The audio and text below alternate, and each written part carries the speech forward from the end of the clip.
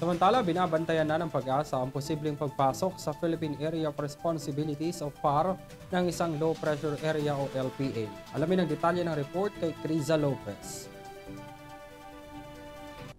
Tuluyan ang nakapasok sa Philippine Area of Responsibility ang binabantayang low pressure area ng Philippine Atmospheric, Geophysical and Astronomical Services Administration o Pag-asa. Narito naman po yung ating latest track nitong nitong LPA na ating binabantayan.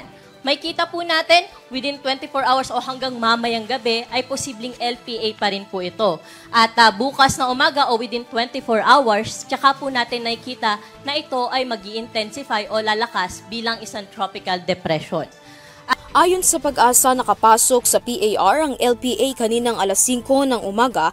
Huling nakita ito 945 kilometers sa bandang silangan ng Mindanao at may paggalaw patungong Hilagang Kanluran. Inaasahan ng State Weather Bureau na ma-develop ang LPA bilang isang tropical cyclone at papangalanan ito bilang aghon. Bunsod ng namuong sama ng panahon, maaaring maapektuhan nito ang kalupaan ng bansa na magdudulot ng mga pag-ulan sa silangang bahagi ng bansa dahil sa trough nito.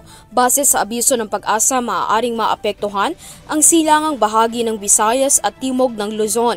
Dagdag pa ng Weather Bureau na posibleng lumabas sa bansa ang LPA sa susunod na linggo. Nagpaalala naman si DOST Secretary Renato Solidum para sa publiko na laging mag-ingat dahil sa banta na dala ng bagyo. Magandang umaga, good morning.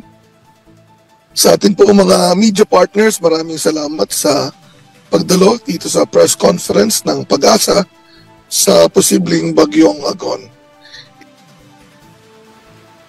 Sa kakulangan ng tubig dito sa ating bansa, pero kailangan nating pag-ingatan ang posibleng pagkakaroon ng pagbaha at landslide sa mga lugar sa Visayas at ibang lugar sa Northern Mindanao and Southern Luzon na posibleng makaranas ng malalakas na pagulan. Ito po ay reminder sa ating mga local government at mga kababayan. Maraming salamat po. Para sa EuroTV News, Criza Lopez, sumasaludo sa bawat Pilipino.